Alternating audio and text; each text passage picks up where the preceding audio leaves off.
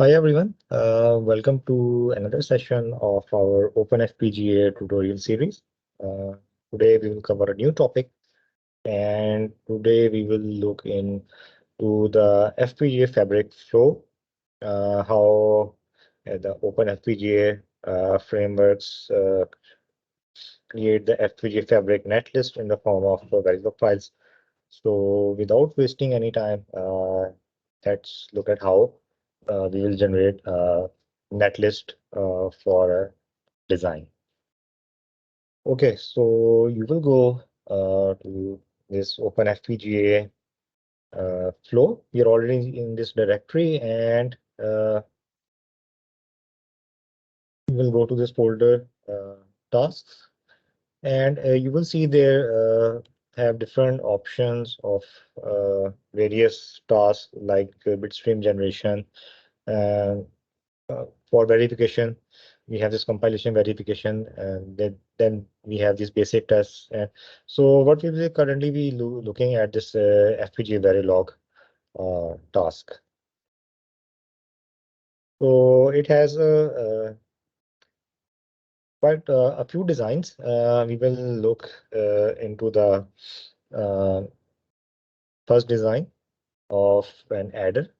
So I'll come back to it. Right now, I'm not discussing the differences between the software and the hard adder.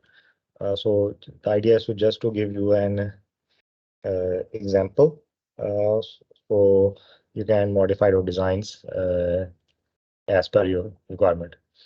And if you go into the template tasks, so they have this fabric net generation template. So uh, we can use this. For example, if you go into the script.openfpg file for that matter. So it performs a series of commands. So at the starting point, we have this our standard VPR command in which we are providing the architecture file and the blip file, and then we mention the clock modeling, these type of parameters. And second option line, it reads the open FPGA architecture file. So whatever the open FPGA architecture file we have provided, this command will. So yeah,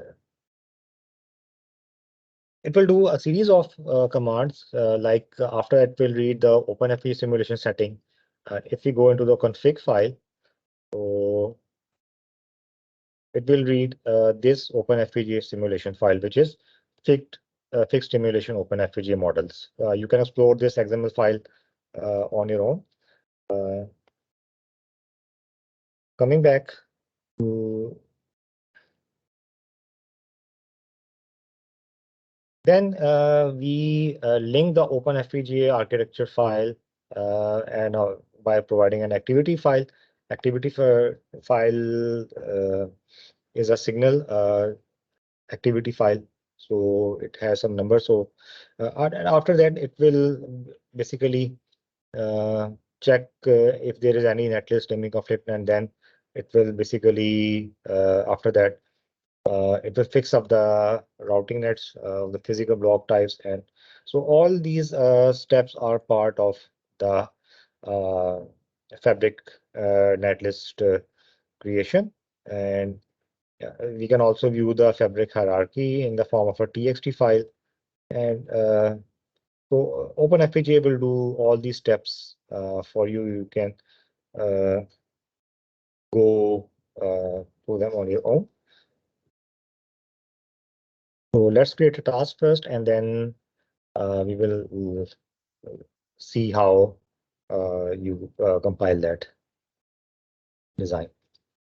Okay, so we will instead of the hard data, we will start with this very basic design, fabric netlist generation template. So we are in this open FPGA folder, and first we'll create a task.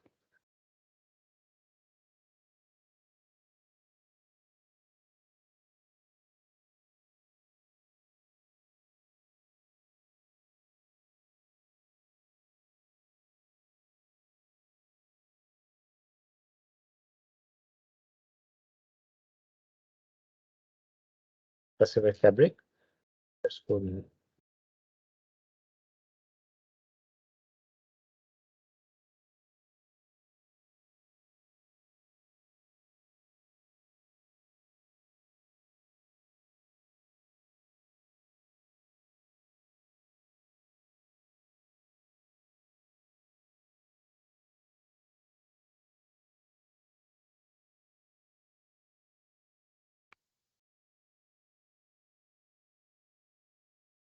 So we have to provide this name.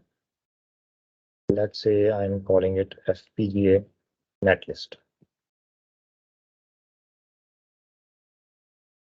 So it has created a task for us here, and we can simply navigate through this Netlist task folder.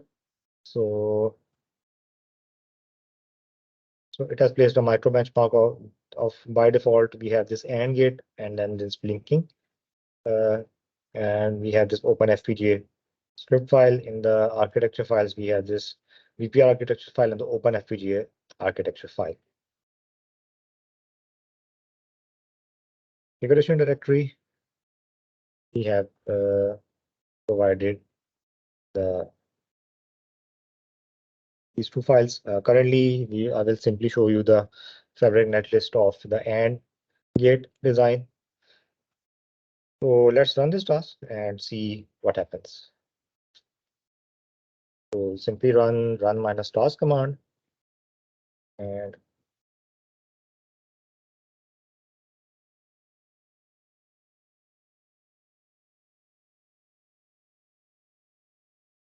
okay, so the task has been executed successfully. Now let's look into the files that are being generated.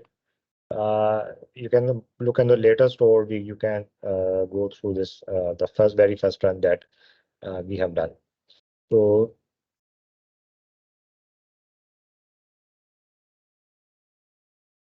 the important thing in Fabric Analysis generation, it creates a couple of few folders like SDC, because we have provided SDC commands in the net open FPGA config file. Sorry, this script. So you can stop here before uh, it's up to you. You can stop here or not. Basically, this line 50 actually generates the FPGA netlist. So these line 50 they are a bit redundant, but you can have them for future use. In the next section, then we will be looking at the pre-configured testbed. So you will be using these lines. So let's look into the actual FPGA Fabric netlists are generated in this SRC, the source folder here. So it has a set of modules. If you look into the previous videos, uh, it has hub modules, different muxes, memories, lookup tables, lookup encoders, and things like that. So then it has routing uh, modules, then it has logical blocks, tiles. So you can explore them on your own. So the actual thing is the FPGA underscore top. So let's look at to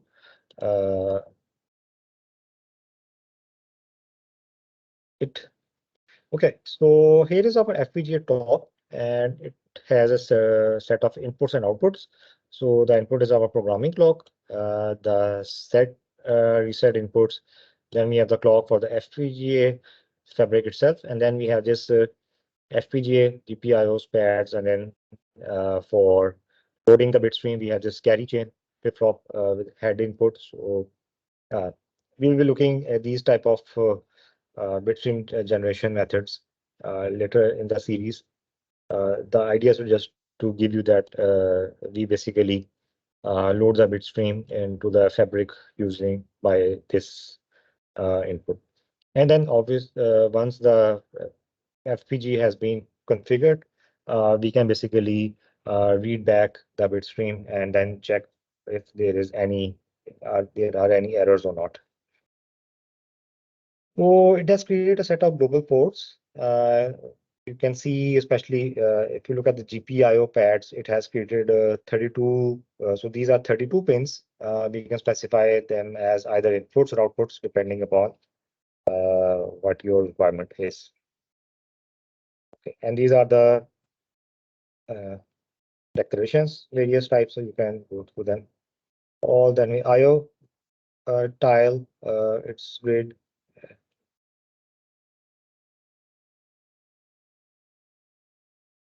So these are all included in the FPGA underscore top netlist. So this is our top level module. Okay. So this is how you will generate any fabric netlist. So let's look into another example. In this case, I'll just simply modify this task configuration file a bit. And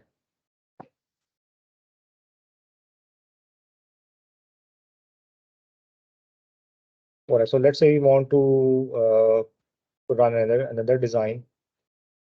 So you can go to this either benchmarks.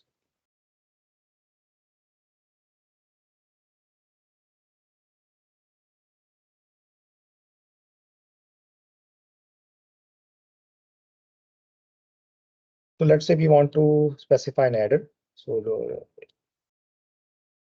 simply copy the path.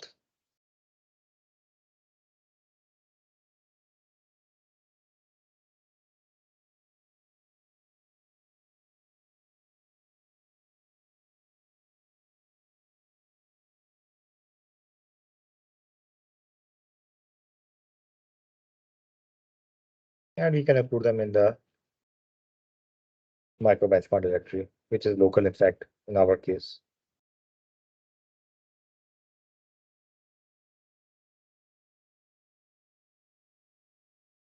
I'll simply copy that file. Adder underscore 4 is a top module.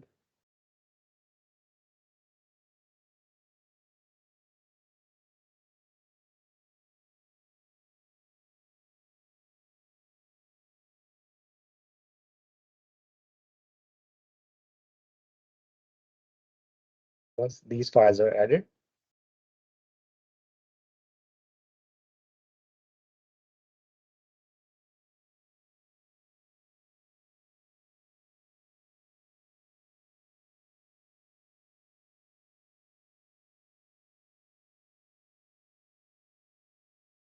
it's the adder. Right, so let's run this design again.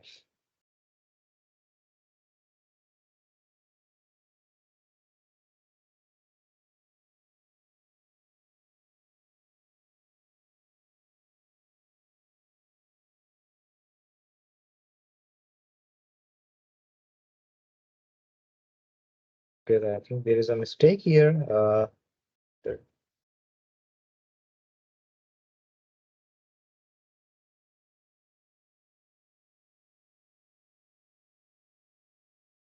okay, so it is adder 4. Sorry, there was a mistake. I did not save it and renamed.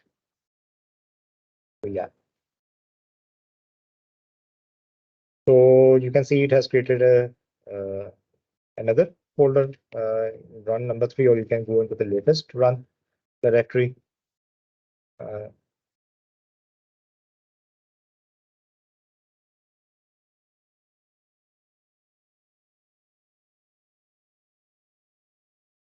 so for the adder functionality, it has created another FPGA netlist, which will be slightly different from the AND gate design. And just to give you an indication how it is different from you can go into uh,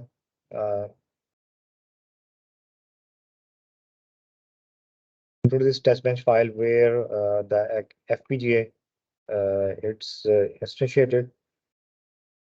So if you go to the file, so it has created our FPGA instance. And we will be looking into this uh, test bench files in more detail in the later section. So just to give an idea that we have an adder design which is compared to the reference design. And this reference design is actually a flattered model. Flattered model means in each vector is broken into a single bit input or output. So thank you for watching this video. We will look in another topic in the next Open FPGA upcoming series. Thank you very much.